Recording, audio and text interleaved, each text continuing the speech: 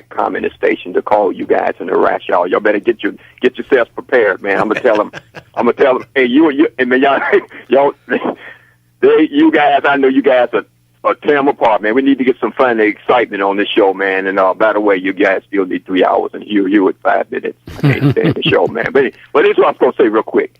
The economy. You guys are talking about the economy. Yeah. I want to tie that to gas prices. Okay, go ahead. The price of oil. Yeah. If them gas prices keep going up, you're going to see people go right back to their four-cylinder, just like I did when they got $3 and $4 a gallon. And by the way, if you're middle-class family, it's slowly but surely eating away at your savings and your income, even at this level, gas prices. And I'm sick and tired of this crap about these analysts and all these other people talking about, well, it's linked with the price of the oil goes up and down according to the supply and demand across the world and all of that. And they always go down during the holidays, but guess what? This holiday, it stayed either down, same price, or went down 10 cents. So I don't hear that mess about the holiday. I think the gas prices are being manipulated. Well, by the way, I keep hearing people saying something like Sean Henry, them guys, we love them. God knows I love them. About we are energy independent. Well, why in the devil ain't these gas prices going down? Yeah, I can't explain that to you, but I will say this. I think I commented, it was either Christmas or Thanksgiving. I think it was Christmas time. I gassed up, and I think I said on the show, I actually paid less on the holiday than normal, which is the first time in my life that it happened. Now, I think gas is up a little bit, and you can, whatever reasons it goes up and down with whatever happens in the Middle East or Venezuela or any oil-producing nation. Yeah. I think part of the it being as high as it is right now has got a lot to do with Venezuela. It's got a lot to do with Iran. And that oil's been embargoed. Yeah. That's not on the market. And when you say we're energy independent, as far as, say, fossil fuels, if you want to call them fossil fuels, that means that we can take care of our own needs here. It doesn't mean that the price is going to go down because we're still selling on a world market. But what it means is we're not at the mercy of the Middle East, which is really good. I'm watching The Crown, and they're talking about the Suez Canal in the 50s and how that was going to choke off oil when Nasser took over the Suez Canal. It was going to choke off oil to the Western world. And that's what the Russians wanted done. That's why they went in and helped them. Mm-hmm. We're not in that position anymore.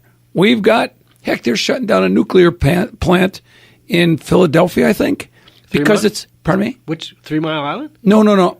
Oh, I don't know which one I say. I just know they're shutting one down because it's not economically feasible to run it. You can burn natural gas cheaper. Yeah, I think it's 3 Mile Island. It could be. They're shutting down. But you get the murdercrats back in office. Could you make the worst nightmare scenario is the president, Democrat president, and the Democrat Congress, and they would go right back to where it was. You know how much they hate oil. Yep, Obama absolutely. was one of the main ones that hated oil. He even said one time, and I believe he would have lost even on that statement alone, that he wanted gas prices to be over $4. Yep. And he got away with it, man. Just like that foolish book he is, that racist black book he is, The Dreams of My Fathers. Racist. Yep, absolutely. Man, the Democrats, they are, fakercrats. That's why I call them fakercrats, snakercrats, man. Walter. Walter. Man. Walter, what's a kinta cloth? What's that? A kinta cloth. You tell me. If you can't tell me, you don't know either. That's fine. I don't know. What is the what? What's that question again? I don't know. I went to this graduation ceremony today, and the woman gets up. She says, I'm wearing my kinta cloth in honor of my African-American heritage. And I thought maybe you could clue me in. Well, I never heard it. She's so racist, man. I ain't never heard of that one. Well, it might be like Kwanzaa, something made up, All right. Well, thanks, Walter, man. I appreciate the call. Hey, that wasn't racist of me asking Walter that, was it? No, if it's an African American tradition, you would think everyone would know, but obviously not everyone knows. So it's I don't know what it is either. Love you, Walter. I've never heard it before. But so we're running out of time. Mexican tariff. I was kind of thinking Joe would call on this one. 5%. What's your thoughts on this? Well, like I said, we're asking them to do the job we won't do. But as far as, a tariff, I don't have a problem. 5% escalated as it goes along. Put the squeeze on them like we're doing with China, like Korea, as long as it's not going to burn us too bad. I think it's a negotiating tactic. And I was much more comfortable this morning with it after listening to Charles Payne on Fox, who I respect his business acumen pretty well. I'd like to see Stuart Varney's version of it too, but I haven't seen it yet. Or Lou Dobbs even. But here's the thing, and you and I just had that during the break, that can't versus won't. The American people, or the American government, our laws won't at this point allow us, or can't allow us, to stop this unless we have a physical just pouring border. over the border. Just pouring over. Yeah, 1,000 of them just came, and they went right to and once they ask for amnesty, they say, hey, we can't throw them back on the other side of the border, which drives me insane. So we bus them? So we put them in, and we're out of room, so now we give them a court date and throw them out, and now we're busing them or flying them all over the country. Right? Which is just wrong. But the Mexicans... But we got veteran services we're starving out on. Exactly. But here's what Trump's doing. He's taking this 5% tariff, using it as the hammer to hit Mexico and say, listen, you have laws in place to stop this. You can stop them at your border, which is shorter, easier to secure than our border. And you can stop these caravans. Who's paying for all the buses?